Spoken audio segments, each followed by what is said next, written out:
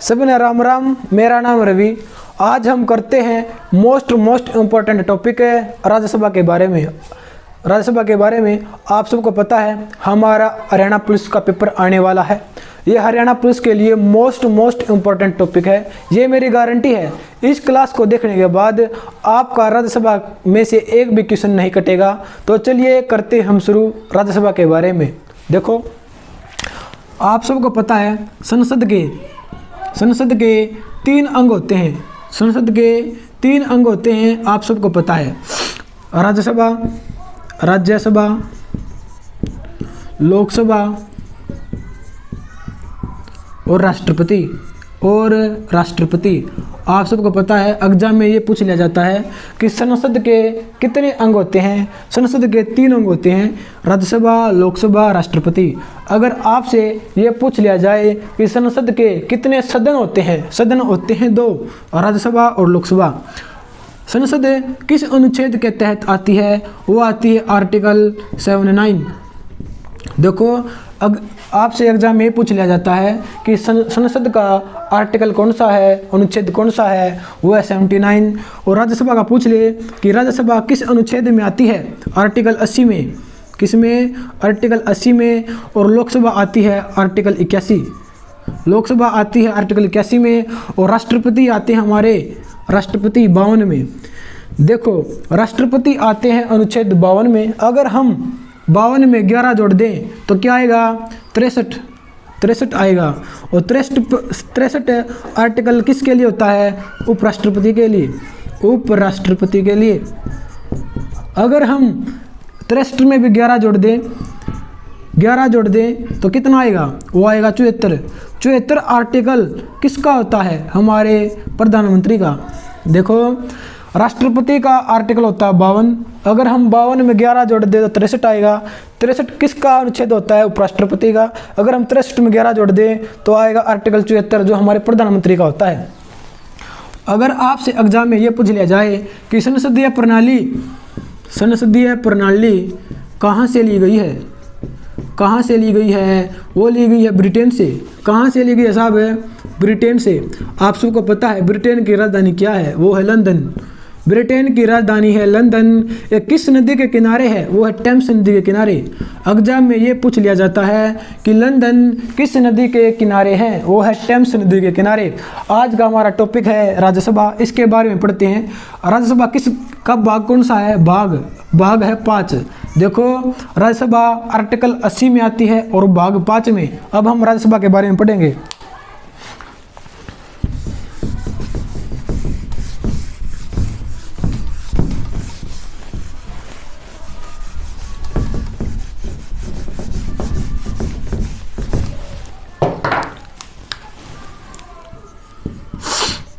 राज्यसभा, आप सबको पता है कि राज्यसभा का गठन कब हुआ?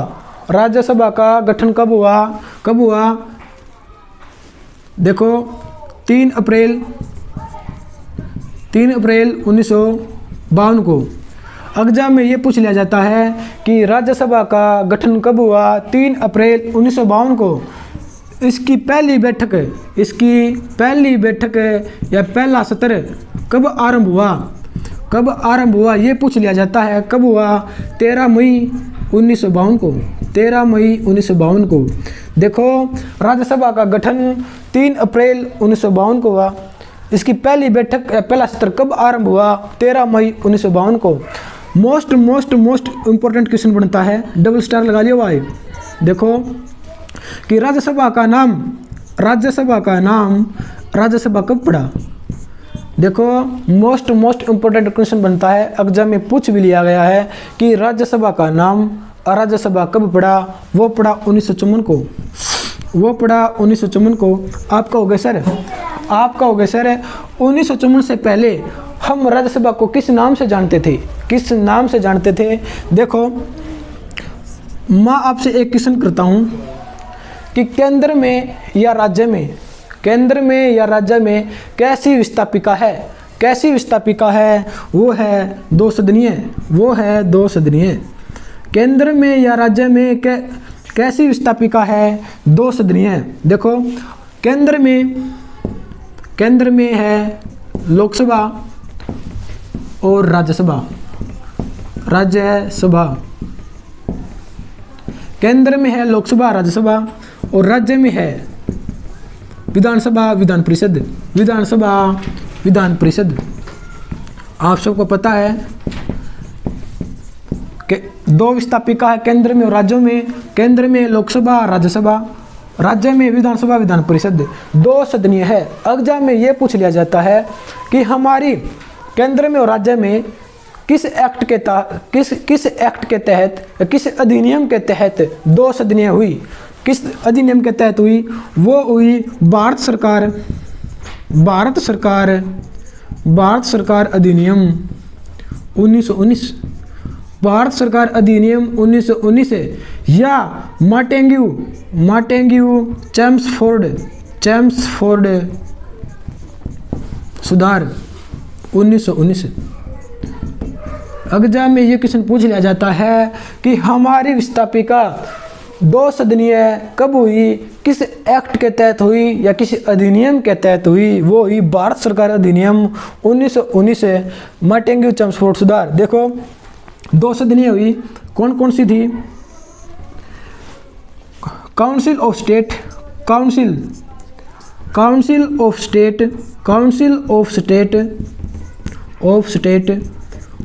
और केंद्रीय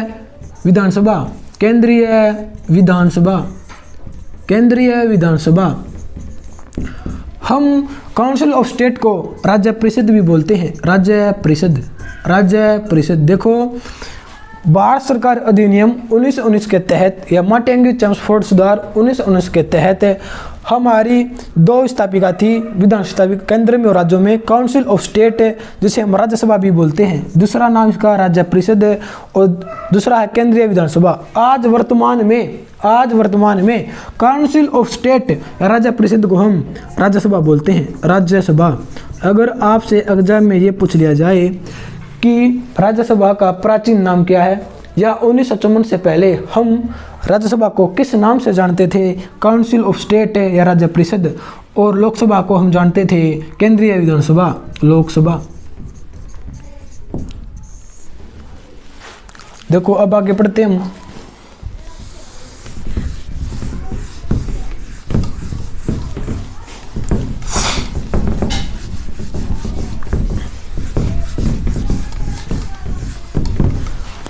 अगला क्वेश्चन है कि राज्यसभा में सदस्य बनने के लिए क्या क्या योग्यता होनी चाहिए? आप कहोगे सर योग्यता बताओ कि राज्यसभा का सदस्य बनना है तो इसकी योग्यता बताओ सर। आप राज्यसभा का सदस्य बनने के लिए योग्यताएं बताओ। देखो सबसे पहली योग्यता है कि भारत का नागरिक होना चाहिए। भारत का नागरिक होना चाहिए। अगर हमने राज्यसभा का सदस्य बनना है तो पहली बात यह है कि भारत का नागरिक होना चाहिए। भारत का नागरिक होगा जो व्यक्ति, वही राज्यसभा का सदस्य बनेगा। दूसरी बात है कि उसकी उम्र कितनी होनी चाहिए? उसकी उम्र होनी चाहिए 30 साल। उसकी उम्र होनी चाहिए 30 साल। तीसरा क्या होना चाहिए कि वह लाभ के पद पर ना हो। लाभ के पद पर ना हो। सर इसका मतलब क्या है? लाभ के पद से आपका क्या मतलब है? मतलब वो सरकारी नौकरी पानी होना चाहिए। सरकारी नौकरी पानी होना चाहिए। चौथी बात है कि वो पागल ना हो। वो पागल ना हो या दिवालिया ना हो। दिवालिया। देखो अगर राज्यसभा का सदस्य बनना है पागल नहीं होना चाहिए और दिवालिया नहीं होना चाहिए। आप कहोगे सर ये दिवालिया क्या होता है? दिवालिया वो होता है जिसके सिर पर कर्जा हो। वह व्यक्ति राज्यसभा सदस्य नहीं बन सकता जिसके सिर के ऊपर कर्जा हो। उसके सिर पर कर्जा नहीं होना चाहिए तो राज्यसभा का सदस्य बन सकता है। मानसिक रूप से स्वस्थ होना चाहिए। मानसिक रूप से स्वस्थ होना चाहिए।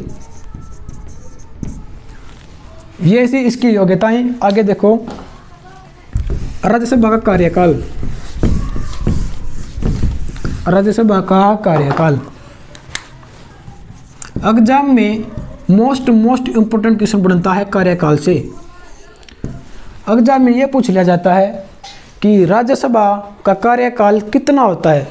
राज्यसभा का कार्यकाल होता है स्थायी और लोकसभा का होता है अस्थायी।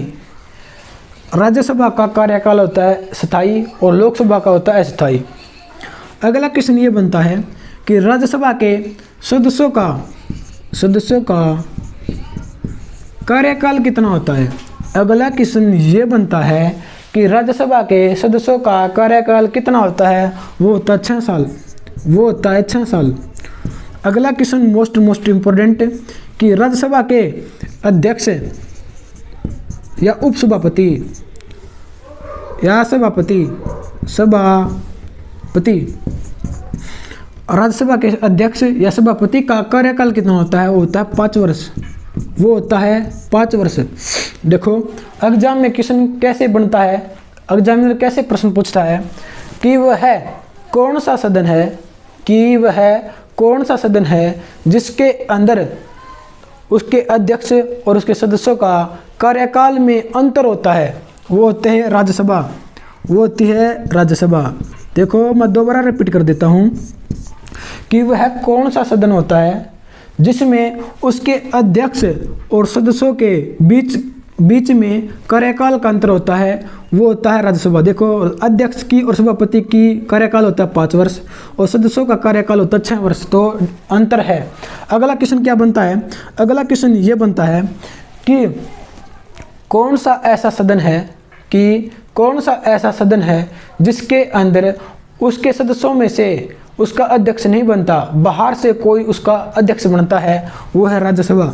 वो है राज्यसभा। देखो आप सबको पता है राज्यसभा का अध्यक्ष कौन बनता है या उप सभापति कौन बनता है। सभापति। वो बनता है उपराष्ट्रपति।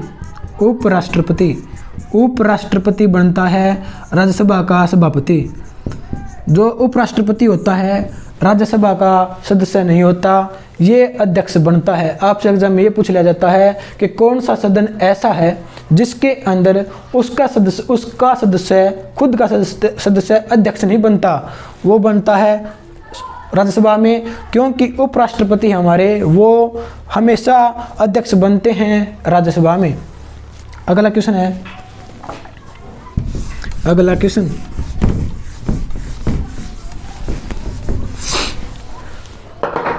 देखो, अगला क्वेश्चन है सभापति।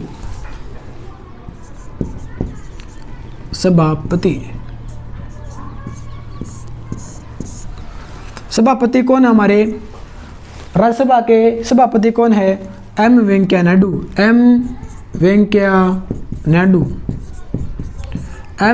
नायडू हमारे सभापति है वर्तमान के। इनका कार्यकाल कितना है। कार्यकाल वो है 5 वर्ष। वो है 5 वर्ष। देखो हमारे सभापति हैं एम वेंकैया नायडू, कार्यकाल है 5 वर्ष। उपसभापति आप कहोगे सर फिर उपसभापति कौन बनता है। उपसभापति बनता है राज्यसभा के सदस्यों में से कोई एक। उपसभापति कौन हमारे, वो है हरिवंश नारायण सिंह।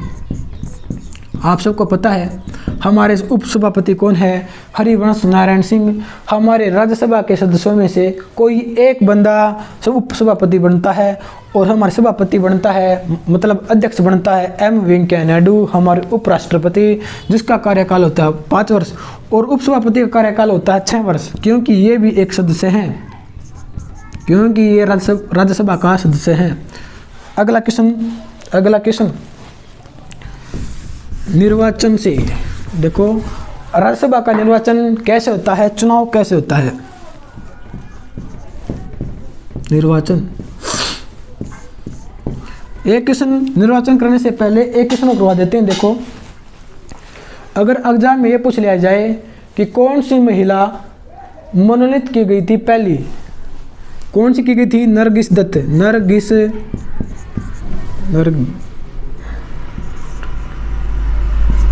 दत्त।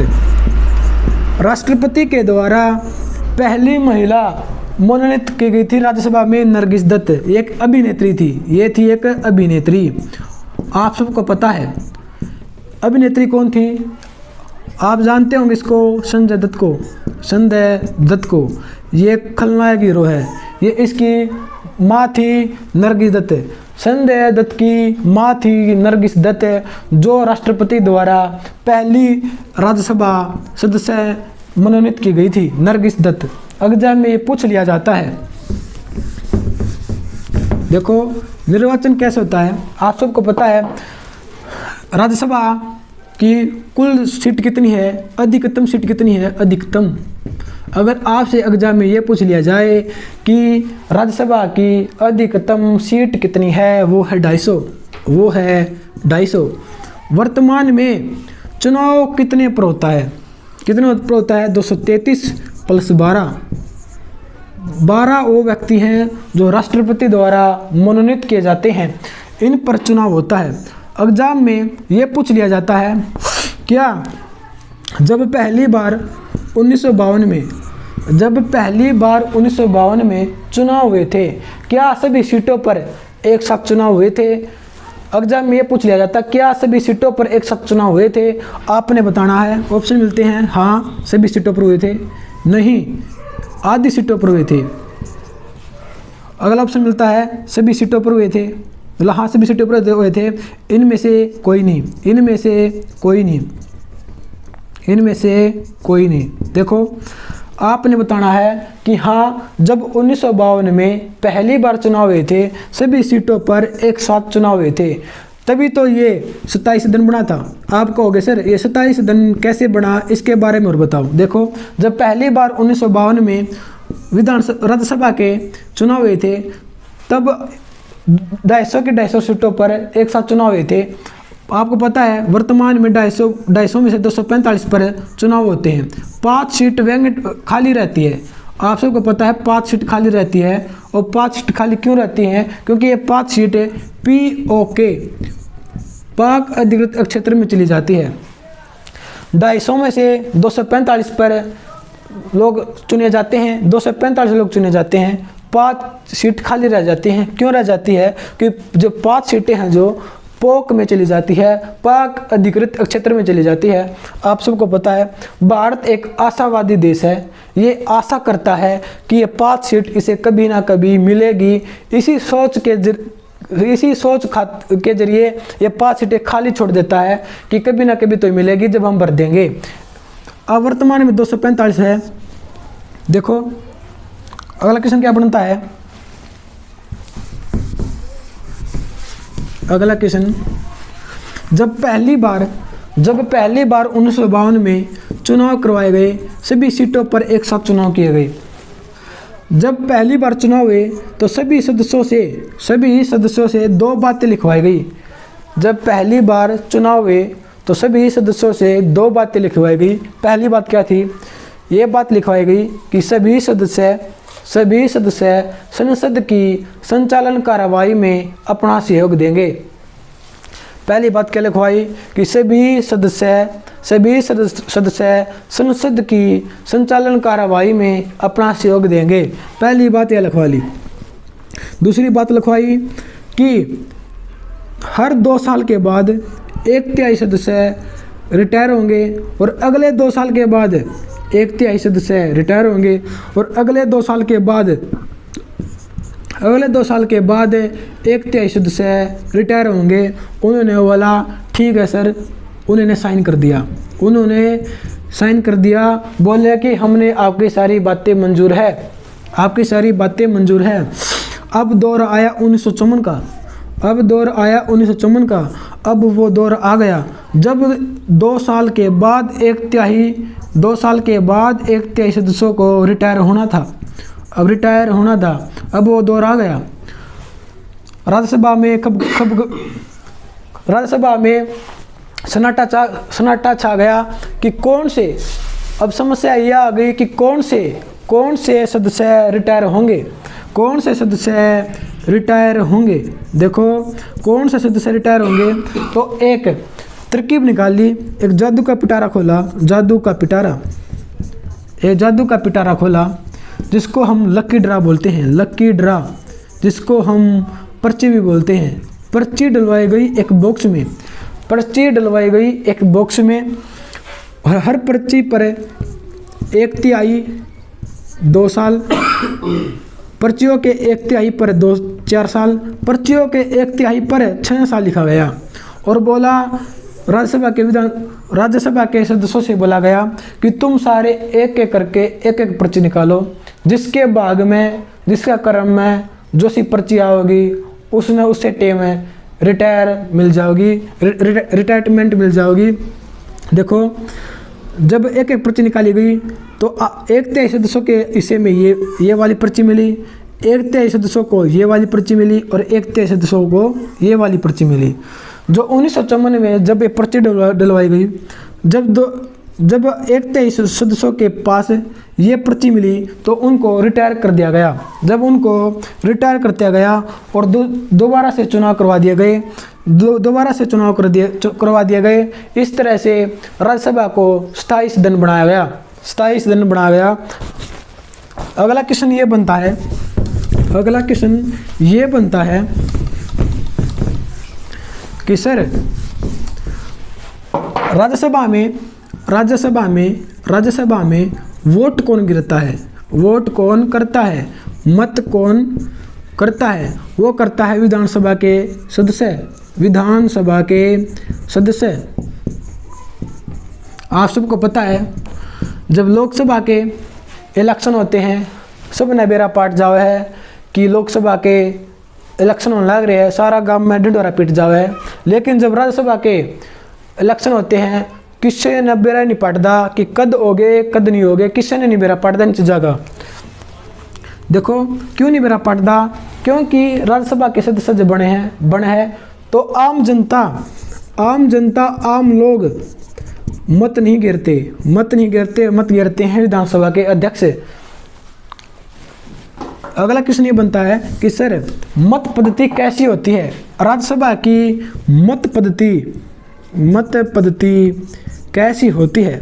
वो होती है समान अनुपातिक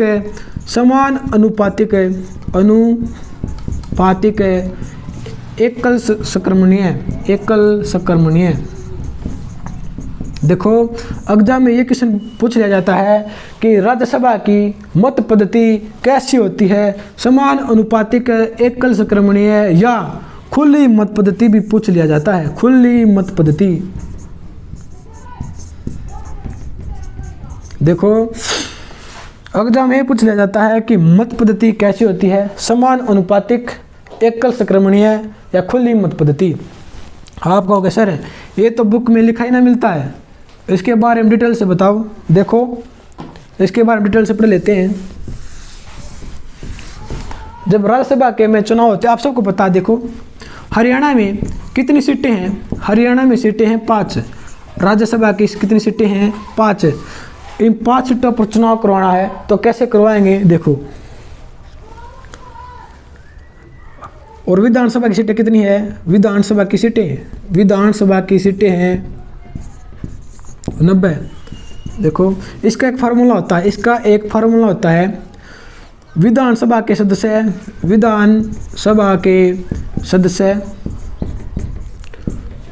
कुल विधानसभा के सदस्य कुल सीट प्लस में एक। देखो कुल विधानसभा के सदस्य कुल सीट कितनी है? प्लस में एक। देखो प्लस में 1। विधानसभा के सदस्य कितने हैं? 90। हमारे विधानसभा के सदस्य कितने हैं? 90। कुल सीट कितनी है? 5 प्लस में 1 कितना हो गया? 90/6 प्लस में 1 3 तक काट दो, यो 30 आ जाएगा, यो 2 आ जाएगा, यो 15 कितनी आ जाएगी? 16। मतलब है राज्यसभा का सदस्य बनना है तो 16 पसंद होनी चाहिए पहली, मतलब पहले वोट मिलनी चाहिए उसको, पहली पसंद मिलनी चाहिए। अगर राज्यसभा का सदस्य बनना है तो 16 पसंद मिल जाओगी, वो राज्यसभा का सदस्य बनेगा। देखो वोट ऐसे पड़ती है। अगर हरियाणा में सीट है 5, 5 ही व्यक्ति चुनाव के लिए उठते हैं। हरियाणा में राज्यसभा की सीट है 5। अगर 5 ही व्यक्ति चुनाव के लिए उठते हैं तो सबको एक एक सीट मिल जाएगी, चुनाव करवाने की कोई आवश्यकता नहीं।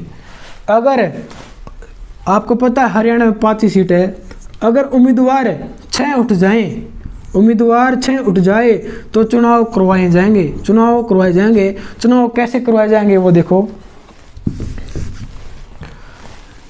ABCDEF ये 5 व्यक्ति हैं। जो विधानसभा के सदस्य होते हैं वो एक एक करके वोट गिरते हैं। ये रूल है राज्यसभा का कि एक व्यक्ति सभी को वोट गिरेगा। ये रूल है राज्यसभा का कि एक व्यक्ति सभी को वोट गिरेगा। जीतेगा वो जिसको सबसे पहले 16 वोट मिलेगी, जीतेगा वो जो सबसे पहले वोट मिलेगी या पसंद मिलेगी। पहली पसंद के नेता को राज्यसभा का सदस्य बना दिया जाएगा। देखो पहली वोट पड़ेगी ए पर, दूसरे नंबर पर हमें पसंद है AB, तीसरे नंबर पर पसंद है हमें D, फिर पसंद है हमको E, फिर पसंद है हमको F। अगला व्यक्ति आएगा वो सबसे पहले वोट गिरेगा A पर, उसकी भी यही पसंद है, अगले व्यक्ति की भी यही पसंद है। अगला व्यक्ति आ रहा वो उसकी पसंद दूसरे नंबर पर ये है, फिर ये है और फिर ये है और फिर ये है, ये पसंद है। तीसरा व्यक्ति आएगा उसकी पसंद है ये, फिर ऐसे ऐसे करके ये। अगर राज्यसभा का सदस्य पहली 16 पसंद को सबसे पहले प्राप्त करता है वही राज्यसभा का सदस्य बनता है। अगला क्वेश्चन है देखो, मेरी ये उम्मीद है कि आपको ये समझ में आ गया होगा। देखो अगला प्रश्न है संरचना, कि राज्यसभा की संरचना कैसी है। संरचना आप सबको पता है 250 सीट है। अधिकतम कितनी सीट है राज्यसभा की 250।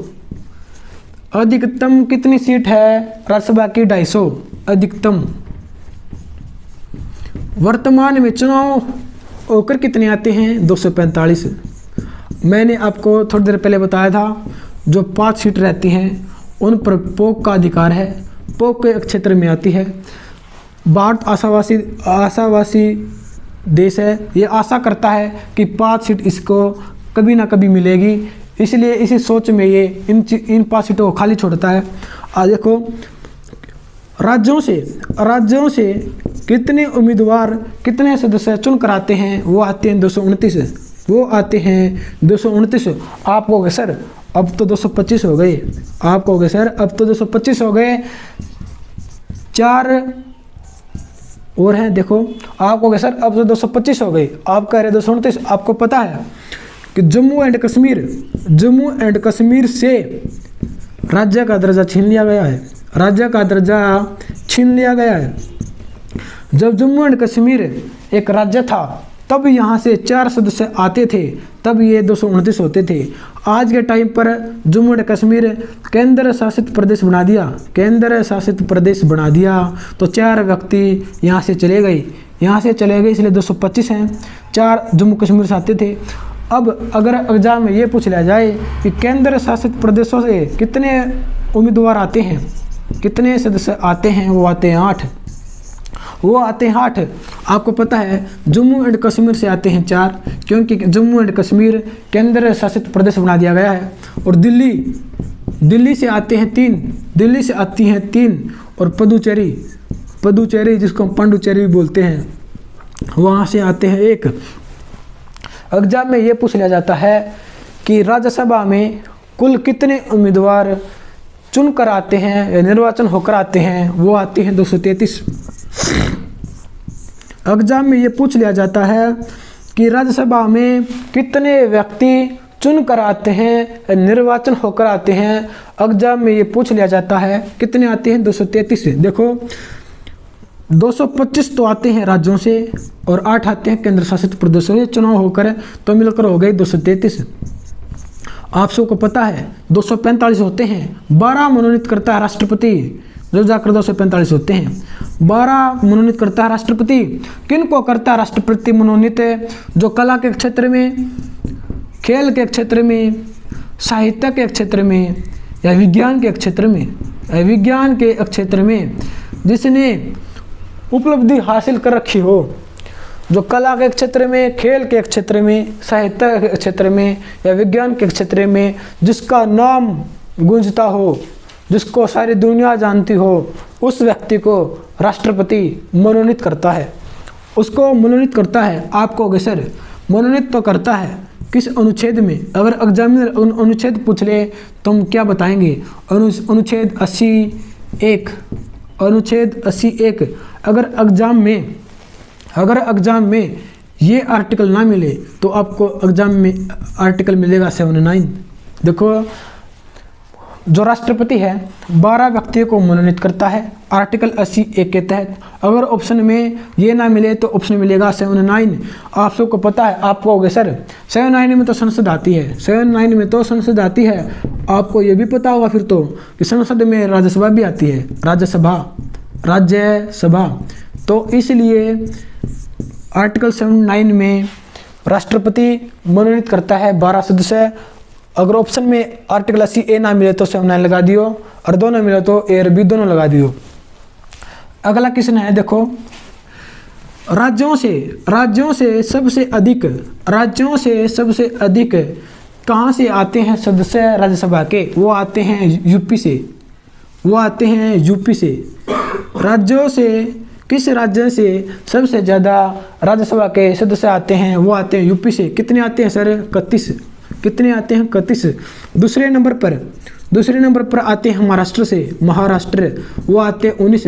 और तीसरे नंबर पर आते हैं तमिलनाडु से आते हैं, वो आते हैं 18।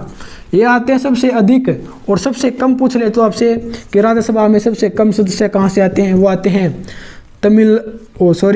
अरुणाचल प्रदेश, नागालैंड। जो पूर्वी राज्य हैं लगभग वहाँ से एक सदस्य आते हैं। अगला क्वेश्चन ये बनता है, अनुसूची 4 से बनता है अगला क्वेश्चन।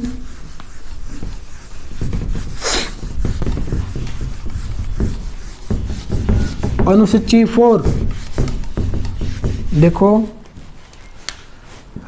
अनुसूची 4 क्या कहती है सर? देखो, अनुसूची 4 यह कहती है कि हमें कैसे पता चलता है किस राज्य में राज्यसभा की कितनी सीट होगी, राज्यसभा की कितनी सीट होनी चाहिए, यह कौन सुनिश्चित करता है? यह करता है सुनिश्चित अनुसूची 4। अनुसूची 4 यह हमें यह बताती है कि अलग अलग राज्यों में कितनी सीट होनी चाहिए, राज्यसभा की, विधानसभा की, लोकसभा की। ये बताती है अनुसूची 4। देखो, किस आधार पर अलग अलग राज्यों में अलग अलग सीटें हैं? वो है जनसंख्या के आधार पर। जिस राज्य में जितनी जनसंख्या होगी उतनी ही लोकसभा की, विधानसभा की, राज्यसभा की सीटें होंगी उतनी ही। आप सबको पता है यूपी में सबसे ज़्यादा जनसंख्या है तो राज्यसभा की सीट भी यहीं पर अधिक है, 31। अगला क्वेश्चन ये बनता है कि कौन सी जनसंख्या को आधार मानकर इन सीटों का बंटवारा किया गया है? वो है 1971। एग्जाम में ये बार बार रिपीट किया गया है कि कौन सी जनसंख्या को आधार माना गया है कि राज्यसभा की सीटों का बंटवारा किया जाए, और जनसंख्या 1971। एग्जाम में ये पूछ लिया जाता है कि किस के तहत राज्यसभा की सीटों का बंटवारा किया गया है।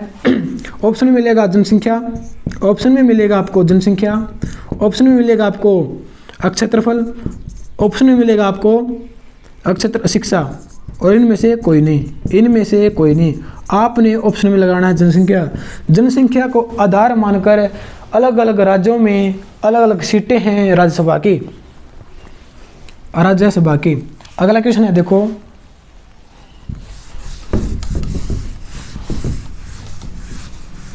अगला क्वेश्चन ये बनता है, एग्जाम में पूछ लिया गया था कि अगर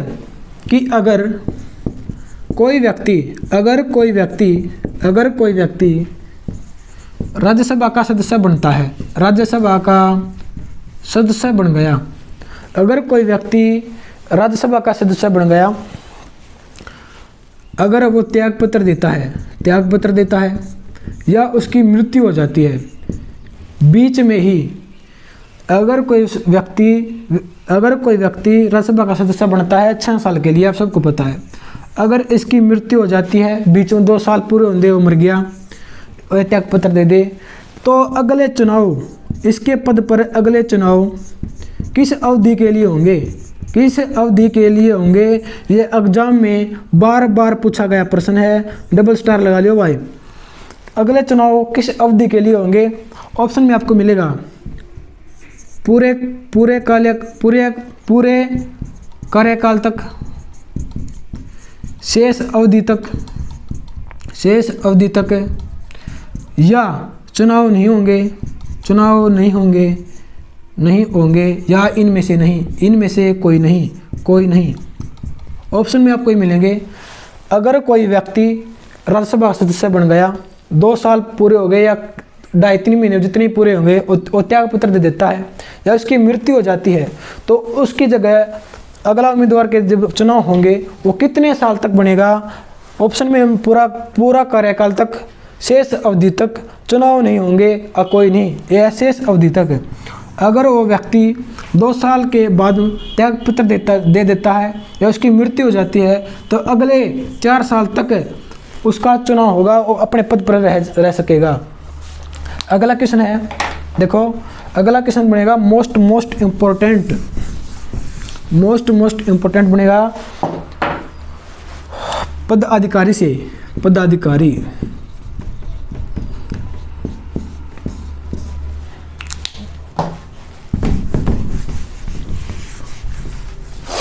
एग्जाम में राज्यसभा के सभापति के बारे में पूछ लिया जाता है। इम्पोर्टेंट कौन से हैं? या तो पहले जो पहली बार बने थे सभापति, उपसभापति, एग्जाम उनके बारे में पूछ लेता है, या जो वर्तमान में है उनके बारे में एग्जामिनर पूछता है। 2 ही इम्पोर्टेंट होते हैं एग्जामिनर की नज़र से, एक तो जो पहली बार बना हो या जो वर्तमान में है वो पूछता है। और देखो पहला सभापति कौन था? अगर एग्जाम में आपसे पूछ लिया जाए कि पहला सभापति कौन था, प्रथम सभापति आप सबको पता है, पहला सभापति था हमारे उप मुख्यमंत्री थे सर्वपल्ली राधाकृष्णन। आप सबको पता है उपराष्ट्रपति ही राज्यसभा का सभापति बनता है, अध्यक्ष बनता है। सर्वपल्ली राधाकृष्णन थे, डॉक्टर सर्वपल्ली राधाकृष्णन। अगर हमसे ये पूछ लिया जाए कि उपसभापति कौन था, पहले उपसभापति कौन थे हमारे? वो थे कृष्णमूर्ति राव थे हमारे दूसरे पहले उपसभापति। आप सबको पता है उपसभापति कौन बनता है? राज्यसभा के सदस्यों में से ही एक उपसभापति बनता है, जो बने थे कृष्णमूर्ति राव, और पहले प्रथम सभापति थे सर्वपल्ली राधाकृष्णन, जो हमारे उपराष्ट्रपति थे। अगला क्वेश्चन है कि वर्तमान में सभापति कौन है? वर्तमान में हमारे सभापति कौन है? वो है एम वेंकैया नायडू। और उपसभापति पूछ ले कि हमारे वर्तमान के उपसभापति कौन है? वो हमारे हरिवंश नारायण सिंह। अगर आपसे यह पूछ लिया जाए कि वर्तमान में सत्ता पक्ष का नेता कौन है? कौन है? थावरचंद गहलोत। वर्तमान में सत्ता पक्ष का नेता है थावरचंद गहलोत, जो हैं बीजेपी के। अगर हमसे ये पूछ लिया जाए कि वर्तमान में विपक्ष का नेता कौन है? विपक्ष का नेता आपको सर अब कर राइटिंग बढ़िया आई वाह। विपक्ष का नेता कौन है हमारे वर्तमान में? वो है गुलाम नबी आज़ाद। गुलाम नबी आज़ाद देखो जो है कांग्रेस के विपक्ष का नेता कौन है हमारे? गुलाम नबी आज़ाद कांग्रेस के हैं। और सत्ता पक्ष का नेता कौन है? थावर चंद गहलोत। अगर वर्तमान के महासचिव पूछ ले, महासचिव कौन है? महासचिव है दीपक वर्मा। देखो आपका हो गया सर, आपने पहले विपक्ष का नेता नहीं बताया। देखो पहले विपक्ष का नेता पढ़ लेते हैं, आपने कह दिया हम ना माने आपकी बात। देखो एग्जाम में ये पूछ लिया जाता है कि पहला विपक्ष का नेता कौन था? पहला विपक्ष का नेता कौन था? एग्जाम में ये पूछ लिया जाता है कि कौन था वो विपक्ष का नेता।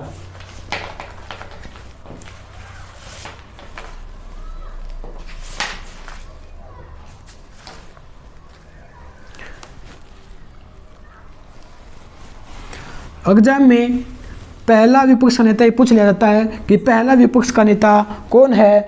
वो थे श्याम नंदन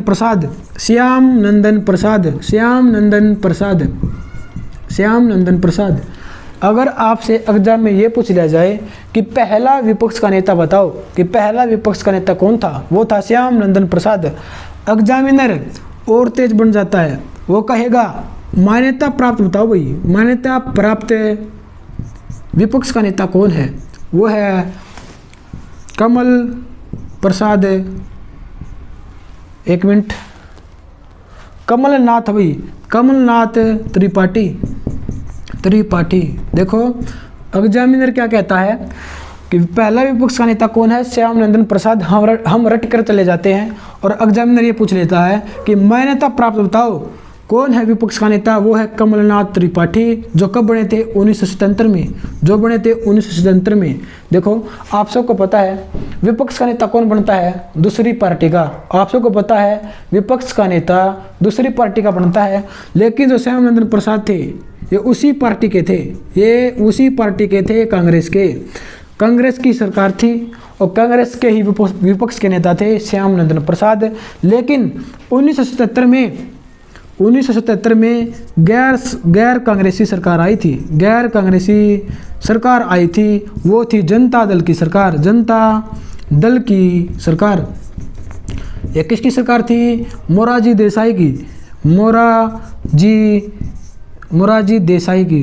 देसाई। देखो जो हमारे प्रधानमंत्री थे, पीएम। देखो अगर एग्जामिनर ये पूछ ले कि मान्यता प्राप्त कौन है? कमलनाथ त्रिपाठी। कब बने थे? 1977 में। किस सरकार के थे ये? जनता दल की सरकार के थे। कब सरकार आई थी ये? 1977 में। प्रधानमंत्री कौन थे हमारे? मोरारजी देसाई। अगला क्वेश्चन बनता है, अगला क्वेश्चन बनता हमारा विशेष अधिकार की जो राज्यसभा लोकसभा से किस प्रकार से भिन्न है? ये विशेष अधिकार ही एक ऐसे हैं जो लोकसभा को राज्यसभा से अलग करते हैं। देखो विशेष अधिकार इसका एक आर्टिकल 67 क्या कहता है? आर्टिकल 67 कहता है कि मैं बताऊंगा भाई कि उपराष्ट्रपति को कैसे हटाया जाए। उपराष्ट्रपति को अपने पद से कैसे हटाना है। देखो आर्टिकल 67 ये कहता है कि राज्यसभा में जो सभापति होता है, जो उपराष्ट्रपति होता है, उसको अपने पद से कैसे हटाना है ये मैं बताऊंगा और कोई नहीं बताऊंगा। देखो ये क्या कहता है?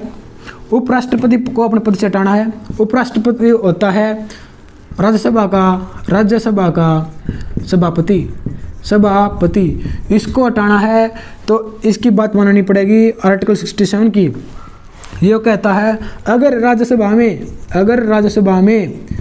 1/4 सदस्य 1/4 सदस्य बिल पारित कर दे और लोकसभा भी सामान्य बहुमत से उस बिल को पारित कर दे और राष्ट्रपति उस पर साइन मार दे, तो उसी टाइम हमारे राज्य का सभापति या उपराष्ट्रपति अपने पद से हट जाएगा। अगला क्वेश्चन ये बनता है विशेष अधिकार से कि अगला अधिकार कौन सा है हमारे राज्यसभा के पास। वो है आर्टिकल 249 249। आर्टिकल 249 क्या कहता है? देखो, आर्टिकल 249 ये कहता है अगर राज्य किसी विषय पर कानून बनाने में देरी कर रही है या उस पर कोई कानून नहीं बना रही, तो क्या करेगी? राज्यसभा उस विषय को राष्ट्रीय महत्व दे सकती है। किस आर्टिकल के तहत? आर्टिकल 249 के तहत। फिर उस पर कानून को बनाएगी, उस पर कानून बनाएगी केंद्र सरकार, उस पर सरकार बनाएगी केंद्र सरकार। अगला क्वेश्चन ये बनता है पहला कानून किस सदन में बनाया जाएगा? वो बनाया जाएगा राज्यसभा में। राज्यसभा में वो कानून बनाया जाएगा अगर राज्यसभा के 2/3 सदस्य उस बिल पर, उस विषय पर बहुमत पारित कर दे और लोकसभा भी सामान्य बहुमत से उस बिल पर बहुमत पारित कर दे और हमारे राष्ट्रपति उस पर साइन कर दे, तो उस टाइम वो विषय कानून बन जाएगा। अगला अधिकार कौन सा है हमारे पास? आर्टिकल 312। आपने पढ़ा भी होगा आर्टिकल 312। आर्टिकल 312 क्या कहता है? ये कहता है अखिल भारतीय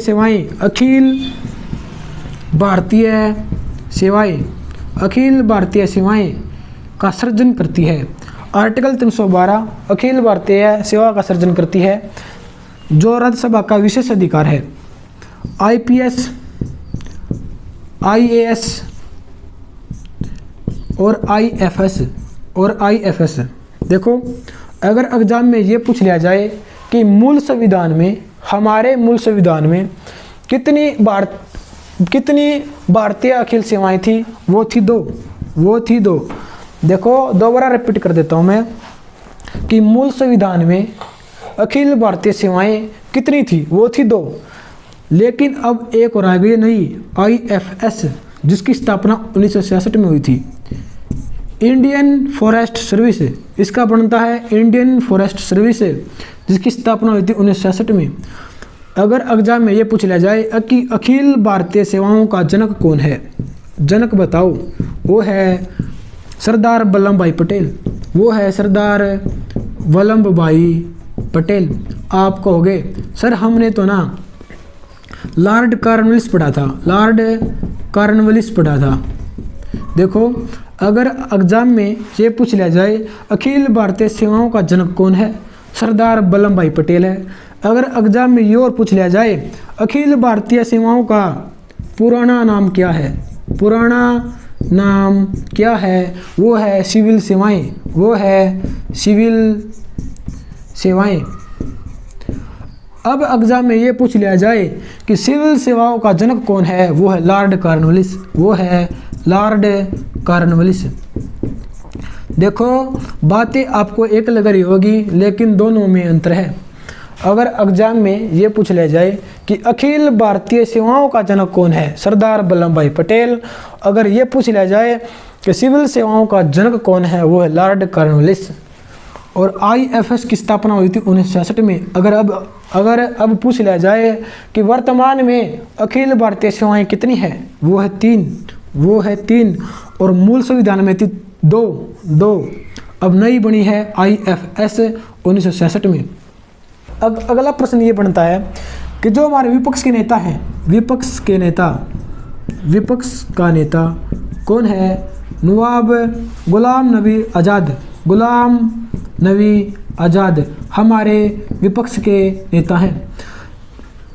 इसके बारे में एक क्वेश्चन पूछ लिया जाता है कि लोक सेवा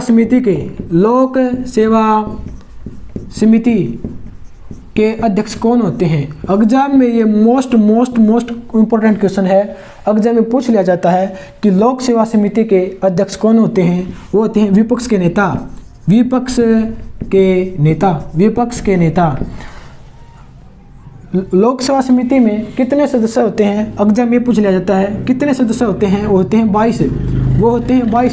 15 प्लस में 7, 15 होते हैं लोकसभा से और 7 होते हैं राज्यसभा से। आप कहोगे सर लोक सेवा समिति का कार्य क्या होता है। इसका कार्य क्या होता है, देखो मंत्रिमंडल के व्यय का लेखा जोखा देखना। देखो इसका कार्य क्या होता है, मंत्रिमंडल में व्यय का लेखा जोखा देखना लोक सेवा समिति का कार्य होता है। इसके सदस्य होते हैं 22, 15 प्लस में 7, 15 लोकसभा के, 7 राज्यसभा के। इसका अध्यक्ष कौन होता है, विपक्ष का नेता। कौन है हमारे विपक्ष के नेता, गुलाम नबी आज़ाद। देखो एग्जाम में राज्यसभा के अन्य नाम भी पूछ लिए जाते हैं। कि अन्य नाम क्या क्या हैं। देखो अन्य नाम, राज्यसभा के अन्य नाम क्या है इसका, देखो एक तो है 27 दन। एग्जाम में बढ़ते ही जो क्वेश्चन बनता है कि कौन सा सदन 27 सदन है, वो है 27 सदन हमारे राज्यसभा। दूसरा क्या बनता है कि दूसरा सदन कौन सा है, वो है हमारा राज्यसभा। 27 सदन है। दूसरा सदन है अलोकप्रिय सदन है।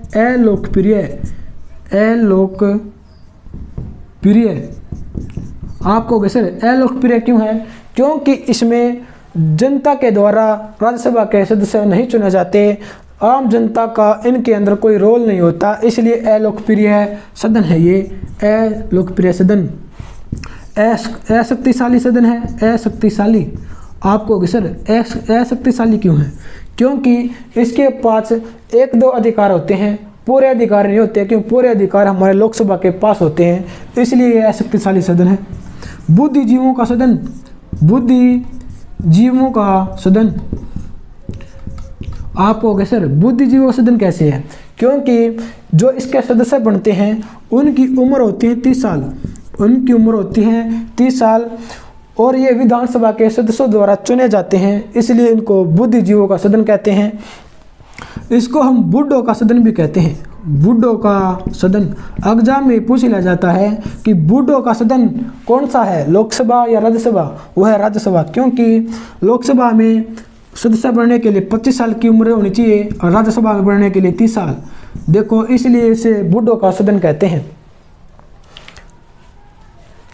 आज की क्लास यहीं समाप्त होती है। अगर आपको वीडियो अच्छी लगे तो लाइक करो, कमेंट करो और शेयर करो। और math with Mukesh YouTube channel को कर दो सब्सक्राइब और बेल आइकन को प्रेस करना मत भूलना। धन्यवाद।